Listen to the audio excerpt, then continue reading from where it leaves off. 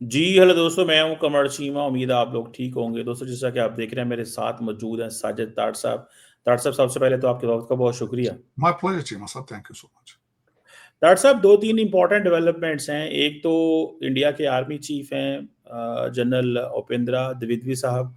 उन्होंने ये कहा है कि ट्रंप को तो पता ही नहीं है कि उसने कल सुबह क्या कह देना है और वो कल क्या करेगा ये उसको भी नहीं पता। वो किसी कॉलेज में बच्चों से खिताब कर रहे थे और उन्होंने कहा है कि इंस्टेबिलिटी है, अनसर्टेनिटी है, एम्बिग्विटी है।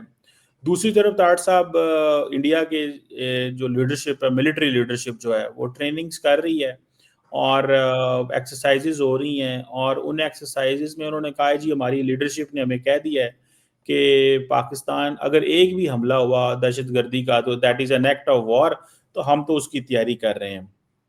दूसरी तरफ से तारड़ साहब ये जो चीज़ें हैं पाकिस्तान के लिए तो जंग बहुत करीब आ गई है, क्योंकि ये जो जनरल मनजिंदर सिंह साहब हैं, ये उनकी वेस्टर्न कमांड के हेड हैं।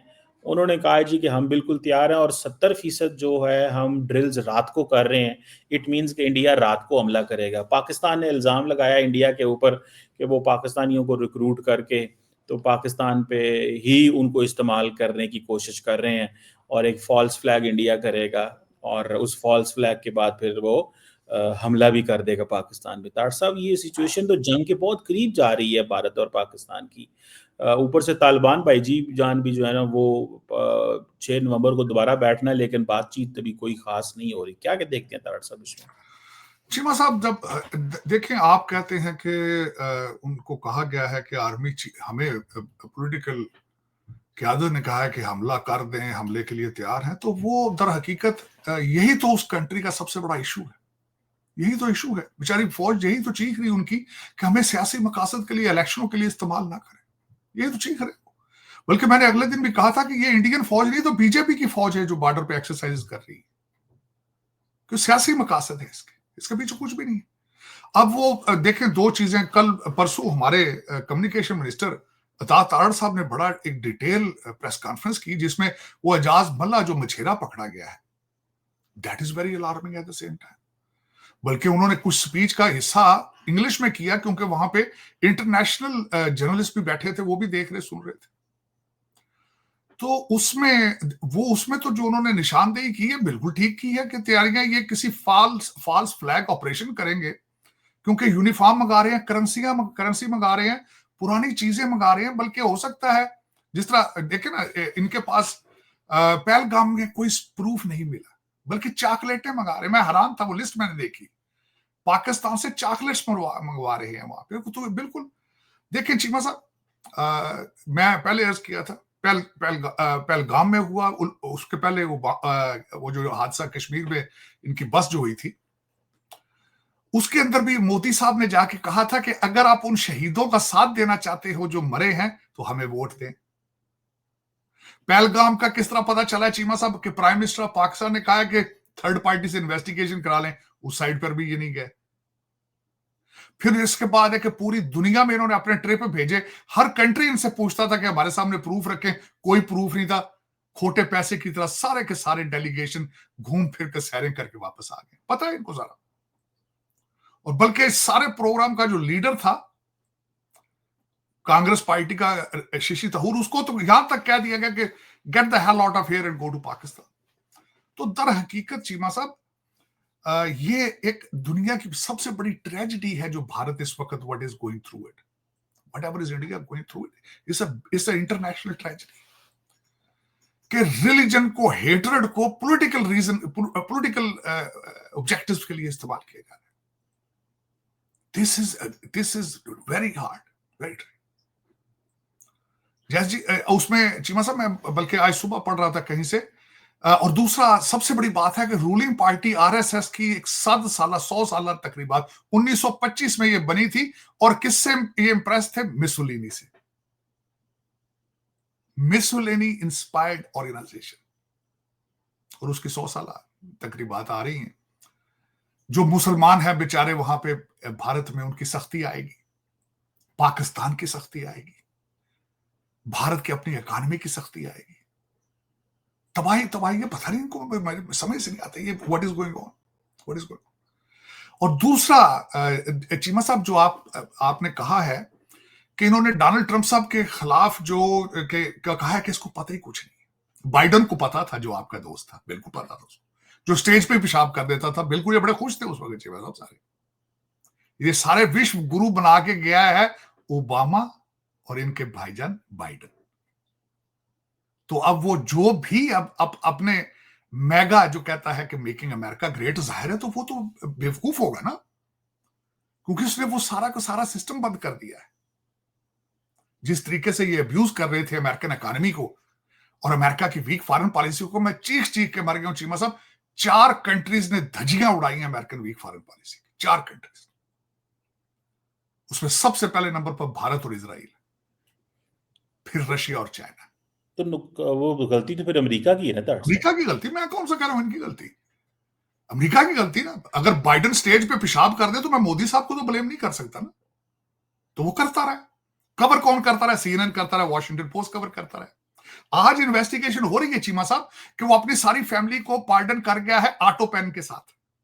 अब इन्वेस्टिगेशन हो रही है कि वो साइन करने की सलाहियत भी रखता था, ऑटो पेन के साथ साइन होती थी हर चीज। तो जब कंट्री ऑटो पेन से चलते रहे हैं, तो फिर इसी तरह ये छोटे छोटे लोग जो बड़ी बड़ी कुर्सियों पे बैठे हैं, ये विश्व गुरु बन गए। ये विश्व गुरु। चीमा साहब, मैं हैरान होता हूं उस हालात। मैं कल बल्कि बैठा वैसे रिसर्च कर रहा था, it's nothing wrong with it. कल इनके NSA ने भी बांग्लादेश के हवाले से भी स्टेटमेंट दी कि हसीना वाजद जो थी उसकी गवर्नमेंट ठीक नहीं थी। बल्कि उन्होंने एडमिट किया कि poor governance in Nepal, Burma and Bangladesh. मैं जब बैठा तो मैंने उस पर मैंने कोशिश की, मैं NSA के बारे में पढ़ूंगा। What is NSA?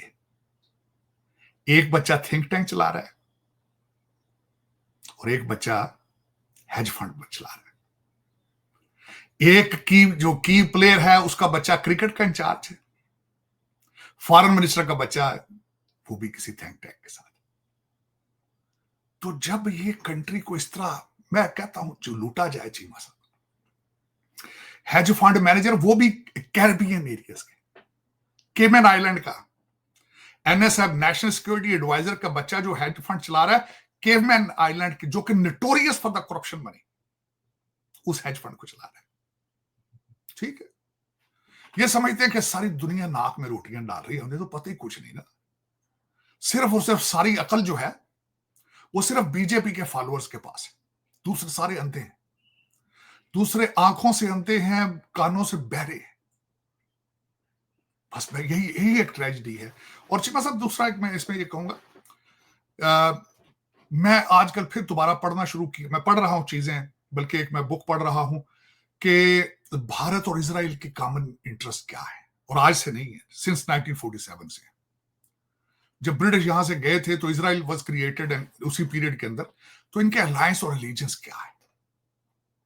दोनों एक चीज इकट्ठी इनको करती है, hatred toward Islam, hatred towards Pakistan, hatred to the other countries. फिर उनका ग्रेटर इजराइल है यहां खंड भारत। और फिर उनको अचीव किस तरह करना है? इस तरह अचीव करना है कि अपने ही लोगों को हॉस्टेज बना लेना। देखिए, मैं छोटी सी अर्ज करना चाहूंगा, इजराइल किस तरह, ज्यूज क्या करते थे। यूके के अंदर जो किंग जेम्स थे, उन्होंने सारा इंटरेस्ट का बिजनेस, सारा सूद का कारोबार सारा उन्होंने यहूदियों को दे दिया था। वो इतने स्ट्रांग हो गए थे कि उनको वो प्रॉपर्टियां वापस लेनी पड़ी थी। ये उनकी खासियत है, जहां जाते हैं लोकल कंट्रीज उनकी इकोनॉमी, उनके जो उनके मेन नर्व्स होते हैं उस पर कब्जा कर लेते हैं और फिर उसको मैनिपुलेट करते हैं। आज अमेरिका देख लें आप, सारी दुनिया एक तरफ खड़ी चीमा साहब। अमेरिका कहता नहीं, we cannot move forward without Israel. 18 million लोग, उन्होंने पूरी दुनिया को हॉस्टेज बना लिया। अंदाजा लगा। अब भारत की हालत देख लो। If you don't agree with the BJP policies, you are not Indian, you are not Hindu. अंदाजा लगा कि सिमिलैरिटीज कितनी है। लेकिन चीमा साहब, अर्ज करना यह चाहूंगा कि डोनाल्ड ट्रंप चाहे जो कुछ भी है, मैं नहीं समझता, जो मर्जी ये कहते रहे, कभी कहते हैं कि ये पाँव में आ गया है, कभी कहते हैं देखें जी डिफेंस हो गया है, कभी तालियां बजाते हैं, कभी रोते हैं, कभी चीखें मारते हैं सारे। मोस्ट ऑफ द मेरा उनके एंकर तो स्टेरॉइड्स पर हैं, लेकिन चीमा साहब उसमें अर्ज करने वाली है what ever he is doing it's good for America and it is working. 12 साल जो आपने जिस तरीके से इस कौम को लूटा है, चाहे टैरिफ के हवाले से, चाहे 4-4 लाख बंदा साल का यहां भेजते रहे हैं, आप लूटते रहे हैं इसको, वो बंद किसी ने तो करना था चीमा साहब। किसी ने तो कहना था अनफ इज अनफ। किसी ने तो कहना था कि still we are still the super power of the world. किसी ने तो वर्ल्ड ऑर्डर पे तवज्जो देनी थी। और अब चीमा साहब दर हकीकत वाकई इनके लिए परेशानी का टाइम आ चुका है, क्योंकि America and China is getting together at the same time. और इसमें चीमा साहब, लेकिन ये कि ये वहां पे तो खैर चीमा साहब मैंने अब ज्यादा तवज्जो नहीं देता। वो कहते हैं रंग रंग की बोलियां बोलते हैं सारा दिन, क्योंकि आइसोलेशन में डिप्रेशन, देखिए ना, जब बंदा डिप्रेस हो जाता है आइसोलेशन में, वो कहते हैं they start losing their mind. सब $4 ट्रिलियन की इकोनॉमी है, आइसोलेशन में कैसे हैं? दुनिया को तो उनकी जरूरत है। वो कहते हैं 1.4 बिलियन लोग हैं, दुनिया को हमारी जरूरत है, हम मार्केट है। तो चले कोई क्या फर्क पड़ता है चीमा साहब। मैं वैसे प्रार्थना आपको अर्ज करूं कि वहां से बहुत ज्यादा फॉरेन इन्वेस्टमेंट निकल चुकी, बहुत ज्यादा इन्वेस्टमेंट निकल चुकी। आज मैं उसकी 2-4 चीजें बताता हूं आपको चीमा साहब। दर हकीकत ये सारा अमेरिका को अमेरिकनों ने खराब किया, लेकिन इन्होंने बनाया किस तरह। मैं छोटी इसमें आज एक रेयर अर्थ मिनरल्स के बारे में पढ़ रहा था कि 1986 तक रेयर अर्थ मिनरल जो था उसका फाउंडर कौन है? अमेरिका फाउंडर था उसका। कैलिफोर्निया से उन्होंने निकालना शुरू किया था, और वहां से चीमा साहब 1998 में उस जो माइन थी उसको बंद कर दिया गया। किस वजह से? 2 वजह से। इन्होंने कहा जी इन्वायरमेंटल यहाँ पे वायलेशंस हो रही हैं, खराबी हो रही है इन्वायरमेंट, क्योंकि वो कई केमिकल यूज करने पड़ते हैं नीचे से मिनरल्स को निकालने के लिए। 1998 में इन्होंने अपनी दुकानदारी बंद की 2 वजह से, एक तो इन्वायरमेंट और दूसरा लेबर एक्सपेंसिव, जिसने अपॉर्चुनिटी खोल ली चाइना के लिए। और उस अपॉर्चुनिटी से आज आप देख लें कि किस तरह हाउ दे मैनिपुलेटेड। अब दूसरी चीज बताता हूं, फार्मास्यूटिकल चीमा साहब यहाँ पे ये कुत्तों पे और बंदरों पे यहाँ पे ये एक्सपेरिमेंट करते थे। पहले इंसानों पे भी करते थे, लेकिन इन्होंने मना, क्योंकि लिबरल प्रेसिडेंट कई आते, इन्होंने मना कर दिया। इन्होंने कहा नहीं जी कुत्तों और जानवरों पे भी नहीं हमने एक्सपेरिमेंट करने। उन्होंने भारत को पिक किया कि जहां पे आज भी इंसानों पे एक्सपेरिमेंट होते हैं, इंसानों पे। This is how that India became the pharmacy of the world. लेकिन अब we got a new Vishwa Guru in the seat. Regardless how it is, he will fix America. आप बड़ी इकोनॉमी हो सकते हैं, मैं तो नहीं समझता चीमा साहब। आप कहते हैं 4 गुजरातियों के पास पैसा खुल के, सबसे बड़ी रिफाइनरी मुझे आप बता दें वो किसकी? इंडियन गवर्नमेंट की है। वो दुनिया की सबसे बड़ी इकोनॉमी। वॉशिंगटन पोस्ट जो आर्टिकल लिख रहा है कि जो रशिया से तेल लिया, कौन सी 2 फैमिलियों ने सबसे ज्यादा पैसा बनाया? गवर्नमेंट ने बनाया? None, zero. रिलायंस कौन है? गवर्नमेंट है। गुजराती 2-4 यार दोस्त है। बीजेपी की एटीएम मशीनें चीमा साहब, आप किसने? Indirectly you can say that BJP made the money, the richest political party on the planet. Indirectly you can say that they made money, and it's okay, it's fine. मेरे ख्याल में तो बिल्कुल ठीक। लेकिन can you stand against America? आप ठीक कहते हैं इकोनॉमी, ठीक है इकोनॉमी। मैं उस पर सेकंड पॉइंट देना चाहूंगा। दुनिया में सबसे ज्यादा कंप्यूटर प्रोग्रामर चाइना में है, दूसरे नंबर भारत में। आप एक भी ऐप इस्तेमाल कर रहे हैं जो इंडियन मेड है आज? एक भी एड आप इस्तेमाल कर रहे हैं जो, एक भी ऐप ऐसी इस्तेमाल कर रहे हैं जो चाइना मेड है? बताएं मुझे जरा। चीमा साहब, क्वालिटी और क्वांटिटी में बड़ा फर्क होता है। कोई एक प्रोडक्ट इस वक्त आप जहां जिस कमरे में बैठे बताएं मेड इन इंडिया कौन सी आपके पास? और दूसरा मेड इन चाइना जरूर है। क्यों? कॉपीराइट चोरी कर करके, पेटेंट चोरी कर करके। हवावे की सीएफओ को क्यों पकड़ा गया था कनाडा में? That story is worth reading Cheema साहब। Who was the CFO of the Huawei? Owner's daughter, owner थे जो, मालिक थी खुद उसकी। सीएफओ को जहां पकड़ा क्यों गया था? हर टेक्नोलॉजी यहां से चोरी करके ले जाते रहे चीमा साहब। और ओबामा जैसे लोग, बाइडन जैसे, मुंह दूसरी तरफ कर लेते थे। मैं खुद अपनी कानों से सुना था, हमारे जो बाइडन ने कहा था China is good for America. वजह, खुद लड़का चाइनीज कंपनियों का $2-2 बिलियन साल के उनके ऊपर वो बोर्ड पे बैठता था। तो चीमा साहब दर हकीकत जो कुछ भी जैसा भी है वो कहते ठीक है, इसको कुछ पता नहीं, अमेरिका के लिए अच्छा है, अमेरिका के लिए अच्छा है।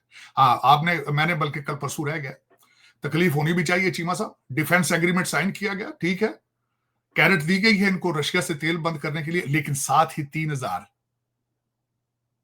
इंडियंस को अगलों ने चेने बांध के फिर डिपोर्ट किया, उसी दिन जहाज गया 3000 इंडियंस का। तो इसमें दर हकीकत चीमा साहब रिलेशनशिप जाएंगे कहीं नहीं, ठीक होंगे, ultimately India is a huge country, लेता देता जो कुछ भी होगा, लेकिन अमेरिकन रियलाइज्ड कि they come here, they don't integrate, they are not with us, they come here and they're trying to preach us. Integration is very important. Cheema साहब, I'm sitting in this country and I'm in love with this country. अगर मैं यहां बैठ के सारा दिन इनके खिलाफ बातें करूं जिनका खाता हूं, और मैं गीत गाऊं कि नहीं जी हम ये कर देंगे वो कर देंगे, चीमा साहब, then I won't have any right to be here, मुझे यहां से निकल जाना चाहिए। लेकिन ये कि ज्यादातर लोग जो है, ज्यादातर इमिग्रेंट इस चीज पे तवज्जो नहीं देते। कल सवाल किया गया, एक भारतीय बच्ची ने सवाल किया है हमारे जेडी वैस साहब से, बड़ी पॉपुलर इस वक्त वो चल रही है कि your wife is Hindu, how about your kids, there are 3 kids and this and that, you want to get us, you want to kick us out, और उसने कहा यार अमेरिका फर्स्ट। मैं अब ये सोचता हूँ चीमा साहब, एक अमेरिकन अनएम्प्लॉयड है और मैं यहां पे फ्रॉड कर रहा हूं, तो उसका क्या करना चाहिए? मुझे निकालना चाहिए, अमेरिकन अपने को जवाब देनी चाहिए, उनको देनी चाहिए। वो क्यों, मेरा मकसद है जी आप खैर उसने तो बड़ा पॉलिटिकल जवाब दिया, उसने कहा जी इलीगल इमिग्रेशन हम नहीं चाहते, ये वो आगे पीछे, बल्कि उसने ये भी कहा कि उसने कहा I have a deal with my wife that 3 of my kids they are going to church, we will raise them as a Christian. लेकिन ये कि चीमा साहब दर हकीकत गलत बात है।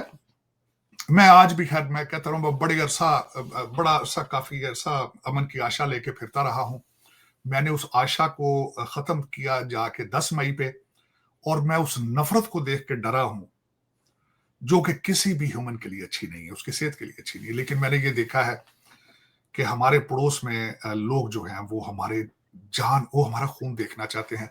That scared me, matter of fact. उससे मैंने यू टर्न लिया, और उसके बाद खुदा ने, मैं समझता हूँ भगवान ने, खुदा ने, जिसने भी मेहरबानी ये की है कि हमें भी मोदी साहब जैसा लीडर दे दिया है। वो उस साइड पे एक एक्सट्रीम में, अब हमें भी एक ऐसा मिल गया बंदा जो हमें भी कहता है कि आई विल डू और डाई फॉर द पाकिस्तान। तो ठीक है, युद्ध बिल्कुल ठीक है, इफ दिस इज अ युद्ध we will defend Pakistan, and right now our leadership will die for Pakistan. Ultimately whatever it is, we are Pakistani. Cheema साहब, तार साहब, ये जो इंडियन जनरल साहब ने ये कहा है कि ट्रम्प को पता नहीं चल रहा, तार साहब ये ट्रम्प के बारे में ये तासुर तो दिया जाता है कि वो कोई पता नहीं वो क्या कह देगा, तो ये इंडियन जनरल साहब ने बात तो सही की है। चीमा साहब, मैं सबसे बड़ी एक और बात आपको करना चाहता हूं, मैं 3 इलेक्शंस में उनके साथ चलता रहा हूं, वो खुद स्टेज पे खड़े होकर कहते रहे हैं कि president of this country has to be unpredictable. Unpredictable, दुनिया को पता ही नहीं होना चाहिए मैंने करना क्या है। That is his strength, that is his strength, it's not his weakness. वो तो जिससे मिलना होता है ना चीमा साहब, उसकी वो 3 दिन पहले गालियां देना शुरू कर देता है उसको, किसी को पता ही नहीं होता करना क्या। वो एक स्टेप जाके 3 स्टेप पीछे जाके फिर को मारदा तकांदा खबी मारदा सजी है वो। चीमा साहब, उसका जो टैरिफ वॉर है उसकी, it is working, it is working. और दूसरा चीमा साहब, वो खुद अगले दिन उसने कहा आके यहाँ मैन्युफैक्चर करो 0 टैरिफ। और मैं चीमा साहब अगले दिन दुनिया के डिप्रेशन देख रहा था कि किस तरह सुपर पावर्स गिरी हैं, सबके कुछ जंगों में कोई भी नहीं आ रही, फाइनेंशियल क्राइसिस थे सबके, और फाइनेंशियल क्राइसिस आते किस तरह से मैन्युफैक्चर बंद हो जाता था। लोगों का सबसे बड़ा फंडामेंटल एक चीज होती है चीमा साहब, जब एम्पायर नीचे गिरती है, लोगों का उसकी करेंसी से फेथ उठ जाता है, उसकी करेंसी डिवैल्यू हो जाती है, एम्पायर गिर जाती है। अब बिल्कुल लेटेस्ट मिसाल इसके लिए देखनी है तो यूनाइटेड किंगडम, लेटेस्ट एम्पायर। सबसे पहले जो थे रोमन, वो चांदी के सिक्के बनाते थे, तो उसने 10% उसमें से निकालना शुरू कर दिया था सिक्कों पे, लोगों के सिक्कों से एतबार उठा था, तो रोमन एम्पायर गिर गई थी। यहां पे 1978 में इन्होंने सोना बंद किया था, उन्होंने कहा था हमारे we are strong, the government will guarantee the value of the dollar. खड़ा रहा डॉलर। आज देखें 2-4 चीजें हो रही हैं। पिछले 12 साल की वीक फॉरेन पॉलिसी की वजह से ब्रिक्स ने थ्रेट कर दिया चीमा साहब कि हम अपनी करेंसी बनाएंगे। सऊदी अरेबिया ने थ्रेट कर दिया पेट्रो डॉलर नहीं होगा। डोनाल्ड ट्रंप होता तो किसी की जरूरत थी? ये दुनिया ने अब्यूज किया। चाइना ने चीमा साहब आके 2 चीजें मैं बताना चाहूंगा। पेरू के अंदर उन्होंने जो अपनी डीप सी बनाई है, फिर उसके बाद पहला आर्किटेक्ट जो उनका है पीछे से लेकर अर्जेंटीना शिप पहुंच गया चाइना का। 12 साल जो बाइडेन जो स्टेज पे वो पेशाब करता था चीमा साहब, वो पूरे कंट्री पे पेशाब कर गया। जरूरत थी किसी की? मार्लो डॉक्टर इनको डिनाई कर जाते बैकयार्ड में आके, कर गए ना चीमा साहब। अब चीखते हैं कि वेनेजुएला पे क्यों अटैक करते हो। बल्कि मैं कल पढ़ रहा था, वन ऑफ द आर्टिकल कल वॉशिंगटन पोस्ट में आया कि what are the reason Putin की जो है वो मीटिंग कैंसिल किस तरह हुई डोनाल्ड ट्रंप साहब के साथ। उसमें कई element, Venezuela is one of them at the same time. आपको पता होना चाहिए वेनेजुएला ने लेटर लिखा है, written letter to China and Russia to help them out. और इट इज यहां तक इंटरेस्ट ले रहे हैं the backyard of America. Venezuela is a backyard of America. चले, लेकिन चीमा साहब the man is strong, man is good for America. और अगर वो आपको, अगर आप उसको अच्छा नहीं समझते तो he doesn't care, the world doesn't care, he is good for America. और मेरे ख्याल में अभी तक इनको पता होना चाहिए, कैलकुलेशन शायद इनके कैलकुलेटर भी खराब हो गए हों। अभी तक जो चीमा साहब इनकी कैलकुलेशन है कि 6 नवंबर से लेकर 8 नवंबर किसी ज्योतिषी ने इनको बताया है कि इन 2 दिनों में अगर आप पाकिस्तान पे हमला करेंगे तो यू विल बी सक्सेसफुल। तो ठीक है। जब मुगल पठान आते थे तो उस वक्त भी इनके ज्योतिषी इस तरह बताते थे कि सूरज इस पोजीशन पे आएगा तो हमला करना है। तो अगर आज भी इनका this is how the system is working, do it, do it. दूसरी साइड पे जो बंदा बैठा है विल डू और डाई। दूसरी साइड पे I am with the matter of fact, he is my hero, he is my hero. He has given us a new country after May 10th. Field Marshal Sayyid Asim Munir, I have complete confidence in him. तो कोई फर्क नहीं पड़ता चीमा साहब, it's not a big deal. जंगें होती रहती हैं, लोग जीतते रहते हैं, हारते रहते हैं, लेकिन चीमा साहब we have to stand up, we have to give a good fight. वो कहते हैं ना, जंग हारना जीतना नहीं होता, लेकिन you have to give a good fight, you have to offer, you have to fight your best with your best abilities. तो मेरे ख्याल में कोई ऐसी बात नहीं। मैं बिल्कुल इसकी डिटेल में रिसर्च कर रहा था। 6 से 8 दिन इनको 6 से 8 नवंबर बताया गया कि ज्योतिष जो है वो सियारे कहां से कहां होंगे तो पाकिस्तान पे हमला करने के लिए सूटेबल है। तो that's fine, this is okay, Pakistan is ready, Pakistan is always ready. Pakistan has been under the new leadership of Syed Asim Munir, Pakistan is always ready for the fight. चाहे अफगान भाईजान आ जान पैसे लैके, या भावें साडे लोकल जेडे ने। वो चीमा साहब आपका एक सूबा भी तो देखे ना किस तरह से जो एक्टिंग कर रहा है, जिस तरह वो बीजेपी की जुबान बोल रहा है, जिस तरीके से वो तालिबान टीटीपी की जुबान बोल रहा है, उनसे भी तो डील करना है, युद्ध ही है। तो Pakistan, Syed Asim Munir is always in the state of युद्ध। वो एक चैलेंज थोड़ी आपकी जुडिशरी को है काटे चीमा साहब। मेरा मकसद है वो तो I have sat with them and I have discuss with them and I realise, I understand. मैं दुआएं करता हूं हमेशा उसके लिए कि God give him a power to make the right decisions and God may protect him. वो तो एक्सटर्नल युद्ध तो ये तो उधर कर रहे हैं ना, सिंध के पास आड़े अंदर लगे जे ਤੁਹਾਡੇ ਜੱਜ, ਤੁਹਾਡੀਆਂ ਜੱਜੀਆਂ ਜਿਹੜੀਆਂ ਨੇ ਇਹ ਜਿਹੜੇ ਬੈਠੇ ਜੇ ਸਾਰੇ ਗੁੱਡ ਟੂ ਸੀ ਯੂ ਵਾਲੇ, ਜਿਨ੍ਹਾਂ ਦੀਆਂ ਸਾਰਿਆਂ ਦੀਆਂ ਸੱਸਾਂ ਤੇ ਬੀਬੀਆਂ ਸਾਰੀਆਂ ਜਿਹੜੀਆਂ ਨੇ ਮੁਰੀਦਣੀਆਂ ਨੇ ਮੈਡਮ ਪੀਰਨੀ ਦੀਆਂ, ये चीमा साहब घट ही होते, ये भी तो युद्ध ही है। तो चीमा साहब ये कोई ऐसी बात नहीं। Pakistan has survived many battles and will survive. उसकी वजह जरूर है, we have issues, no question about it, but there are many people. मैं आई वाज लूजिंग फेथ, मैं हमेशा आपके साथ ये बात करता था, आई वाज लूजिंग फेथ कि we don't have any Pakistani who is very patriotic, और but it changed everything on May 10th। There are many loyal soldiers, they are very patriotic soldiers, they love to die। बल्कि सबसे आखिरी बात बताना चाहूंगा चीमा साहब, मैं आज भी, मेरे पास वो कई तस्वीरें पड़ी हैं जब हमारे F-16 के पायलट उड़े थे, अपनी वसीयतें साइन करके उड़े थे, आखिरी लेटर साइन लिख करके उड़े थे कि we are not coming back. This is the first time I saw after kamikazes of Japan. तो जब एक पायलट उड़ता है अपने बच्चों की तस्वीर सामने रख के आखिरी लेटर साइन करके, I salute on matter of fact, and if this is what it is, come on let's do it. तो ये कोई बड़ी not a big deal, not a big deal. 6-8 नवंबर भी गुजर जाएगा, आरएसएस की एनिवर्सरी भी गुजर जाएगी, पाकिस्तान डॉक्टर साहब ये तालिबान भाईजान का क्या करना है? 6 नवंबर भी आ ये इसकी बोली चाइना लगाएगा या सऊदी डराएंगे थोड़ा सा तो काट टूट जाएंगे। इन्होंने क्या करना है? कोई 10 ग्रुप है चीमा साहब, किस किस के साथ डील करेंगे आप? ये एक दूसरे के साथ लड़ेंगे, एक दूसरे को गोलियां मारेंगे। आप देखते जाए चंद दिनों तक आप देखेंगे, because they have no clue what they are doing to themself, किसी और के साथ नहीं है। They are in a self destruction mode as well. 3 countries इस वक्त जो है सीरियस इश्यूज में चीमा साहब, इजराइल, तालिबान और भारत। तीनों के तीनों मेरे साथ, मैं प्रूव कर सकता हूं डिबेट में, they are in a self destructive mode. All 3 of them has no clue what is going on. All 3 of them. आप इजराइल की देख लें बात, एक दिन सीज फायर करते हैं, दूसरे दिन फिर हमला कर देते हैं, तीसरे दिन फिर सीज फायर, चौथे दिन अगले दिन फिर। इनका देख लें, इनसे 7 त्यारे हजम नहीं हुए अभी तक, कहते गिलास ही नहीं टूटे। और तालिबान का देख लो चीमा साहब, ये रियल स्टोरी है। जब वो निगोशिएट कर रहे थे वहां बैठ के इस्तांबुल में, वो जब उठ के अब जाके कॉल करते थे, कॉल चाहे कंधार जाती थी या काबुल जाती थी, वापस आके नई स्टोरी बता देते थे। हमारे आर्मी जनरल साहब ने 3 दफा उनसे कबूल कराया, निकाह पढ़ाया ऑलमोस्ट, वो वापस जाके फिर मुकर गए। इन लोगों के साथ किस तरह डील करेंगे? इनका जवाब मैंने अर्ज किया था, वो इनका जवाब या तो पैसा इनको दें, तो पैसा लेके भी इनको आदत पड़ चुकी। आपको पता है ये टीटीपी को आजकल ये क्या कर रहे हैं, मैं बताना चाहूंगा एक चीज आपको। आजकल ये टीटीपी वालों को कह रहे हैं कि बॉर्डर से उठो, उनको गायब कर रहे हैं दूर क्या, ताकि पाकिस्तान हमला करके इन्हें मार ना दे। उनको उठा के गैर पख्तून एरियाज में जाके बिठा रहे हैं। क्यों? ताकि वहां पे कब्जा ना ये कर ले शहरों में, डरते हैं उनसे भी। अब दूसरी बात उसमें बताना चाहूंगा चीमा साहब कि ये पहले भी इन्होंने पाकिस्तान को कहा था कि आप हमें पैसे दें, हम इन्हें दूर जाके सेटल कर दें, ताजिकिस्तान इधर उनके बॉर्डर पे। पाकिस्तान ने पैसे नहीं दिए थे, किसी मिडिल ईस्टर्न कंट्री ने पैसे दिए थे, इन्होंने पैसे खा लिए थे।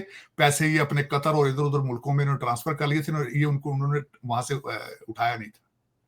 दे आर नॉट ट्रस्टवर्दी पीपल। इस वक्त 3 चीजें, तीनों कंट्री जिनका मैं जिक्र कर रहा हूं, they are not trustworthy people. India, Israel and Taliban. Totally you can trust with them, you can trust. Reason ये, तालिबान भी मजहब को देखें, तीनों की सिमिलैरिटीज देख लें। वो हिंदुत्व को इस्तेमाल कर रहे हैं, हिंदुइज्म को। ये इस्लाम को इस्तेमाल कर रहे हैं, वो जुदाइज्म को इस्तेमाल कर रहे हैं। कोई पॉलिटिकल एजेंडा नहीं है, कोई वेलफेयर प्लान नहीं है, कोई फ्यूचर प्लान नहीं है, सिर्फ लोगों को बेवकूफ बनाना, वो भी रिलीजियस बेसिस पे, which is very dangerous, very dangerous. बिल्कुल ठीक है तार साहब, देखते हैं अब ये क्या होता है, क्योंकि सिचुएशन जो है वो बड़ी क्रिटिकल है। कोई ऐसी बात, लेकिन चीमा साहब कोई ऐसी बात, जब तक we have a field marshal Asim Munir, Syed Hafiz Asim Munir on the front seat, I think nobody dare to see towards Pakistan. I guarantee you, it won't be easy. हथियारों से नहीं, जज्बों से जंगी होती है। He's a fine gentleman. He's a great warrior. That's what the Donald Trump has said. Great warrior. That's it. और दूसरी बात बताऊं चीमा साहब, मैंने खुद मुझसे खुद सामने खड़े होकर चीफ साहब ने बताया था, we had ability to destroy more planes of Bharat. We had ability to do more damage, but we didn't do it. हम चाहते थे कि किसी बड़ी जंग का आगाज ना हो, किसी ऐसी जगह ना, इतना हम आगे जाके तबाह ना कर दें कि दुनिया परेशान हो जाए, लेकिन दे हैव एबिलिटी। अभी तक तो यही डिस्कशन हो रही है चीमा साहब, जो अबू धाबी से जहाज कराची के पास उड़ा था, नीचे से किस टेक्नोलॉजी के साथ उसको सीज कर दिया गया था। अभी तक इनको यही नहीं पता। ये समझते थे शायद ये इज समथिंग कि न्यू नॉर्मल बनाने की अगर ख्वाहिश करनी है, आपकी ख्वाहिश है, पूरी करें आप, कोई ऐसी बात नहीं। They are ready. Pakistani army is tested and battled. ये अब ना 71 है, ना ही अब ये मेरा मकसद है कि general Bajwa. Now the real soldier is on the seat right now. बिल्कुल ठीक। Thank you very much, Sajid Taar sahab. It's always a pleasure talking to you. बहुत शुक्रिया।